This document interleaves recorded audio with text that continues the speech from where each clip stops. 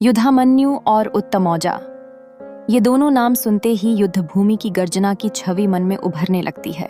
संजय धृतराष्ट्र को पांडव पक्ष के महान योद्धाओं का परिचय देते हुए न केवल उनके युद्ध कौशल की चर्चा करता है, बल्कि उनकी वीरता की भी मुखरित करता है। युधामन्यु अपने ऐतिहासिक पराक्रम के लिए प्रसिद्ध युद्ध में शौर्य का प्रतीक है। उत्तमौजा अपनी शक्ति और तेज के लिए जाना जाता है। ये दोनों योद्धा राजा लायक हैं, जो युद्ध में सुरक्षा और रक्षा की महत्वपूर्ण भूमिका में रहते थे। संजय की बातों में एक गहरी समझ होती है। जब वह सौभद्र का जिक्र करता है तो वह अर्जुन के वीर पुत्र अभिमन्यु की कहानी के दरवाजे को खोलता है।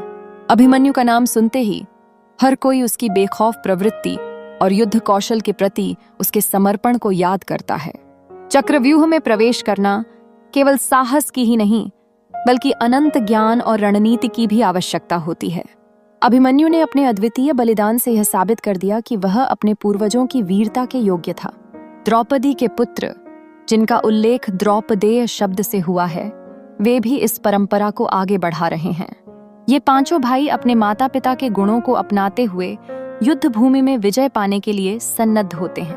प्रत्येक पुत्र अपनी अद्भुत क्षमता और साहस के साथ पांडवों की शक्ति का प्रतीक बनता है।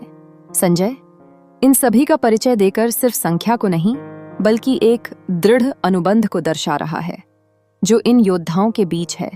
महारथी की उपाधि प्राप्त करना केवल कौशल की बात नहीं है, यह उस सामर्थ्य को भी दर्शाता है जो एक योद्धा को अकेले हजारों सैनिकों का सामना करने की क्षमता प्रदान करता है।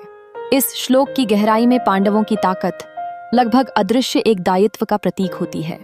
धृतराष्ट्र, जो अपनी दृष्टिहीनता के कारण अपने सगे संबंधियों के पराक्रम को नहीं देख पाते, यह श्लोक उन्हें यह एहसास दिलाने का प्रयास है कि पांडवों की सेना का आकार और अनुभव किसी भी चुनौती का सामना करने के लिए तैयार है। इस प्रकार संजय के शब्दों में निहित ये सामर्थ्य और साहस युद्ध के मैदान में विजय की संभावना की एक पेंटिंग तैयार करते हैं। ये योद्धा उनकी अपनी कथाओं, संघर्षों और बलिदानों के साथ पांडवों की आधारशिला होते हैं, जिन्होंने ऐतिहासिक वीरता की एक नई परिभाषा दी।